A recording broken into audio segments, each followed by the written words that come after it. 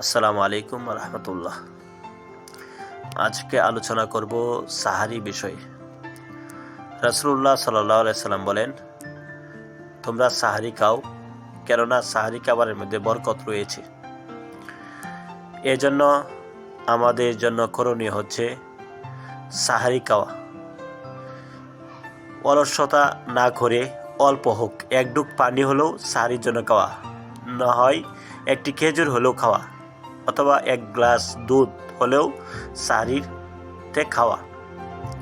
তাহলে সাহারির যে বরকত রয়েছে এই বরকত আমি পেয়ে যাব। আবার সাহারির খাবারটা অন্যান্য খাবারের মতো না, এই খাবারটা একটু ভিন্ন। এই খাবারটা ভিন্ন কিভাবে? যে সাহারি খাবার উদ্দেশ্য হচ্ছে রমজান মাসের রোজা রাখা। এই নিয়তে আমরা সাহারি খাই, আর এই নিয়তে সাহারি খাওয়ার কারণে আল্লাহ রাব্বুল আলামিন এই খাবারের মধ্যে বরকত দান করেন, রহমত নাজিল করেন। সারা দিন রহমতের উপর থাকেন একজন বান্দা। এই জন্য সাহারি খাওয়া নবী করিম সাল্লাল্লাহু আলাইহি সাল্লামের একটা সুন্নত। আরেকটা বিষয় হচ্ছে, নবী করিম সাল্লাল্লাহু আলাইহি সাল্লাম বলেন, আমাদের এবং আহলে কিতাবদের মাঝে রোজার পার্থক্য হচ্ছে সাহারি খাওয়া। আহলে কিতাবরা সাহারি খাইতো না, আর আমরা সাহারি খাই। এটাই রোজার আমাদের এবং আহলে কিতাবের মধ্যে পার্থক্য।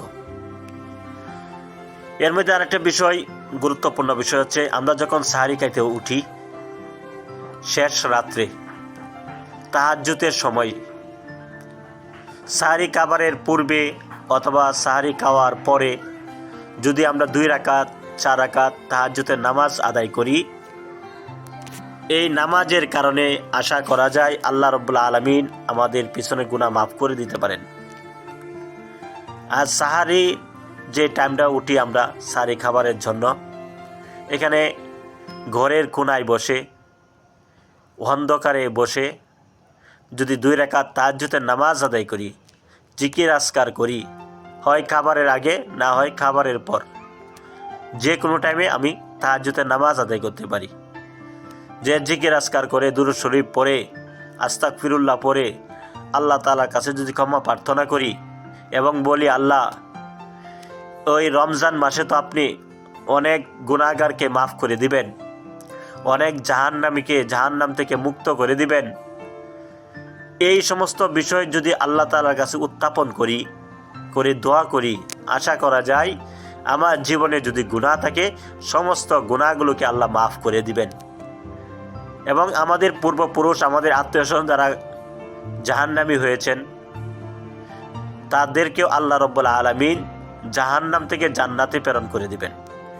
এজন্য সাহারির সময়টা গুরুত্বপূর্ণ সময়, যেহেতু এজন্য নিজেও তাহাজ্জুদের নামাজ পড়ব, অন্যদেরকেও তাহাজ্জুদের নামাজ পড়ার প্রতি আগ্রহ করব।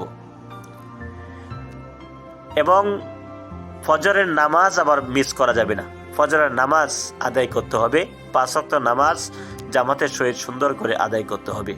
আল্লাহ তাআলা আমাদেরকে এ সমস্ত বিষয়ের উপর আমল করার তৌফিক দান করুন।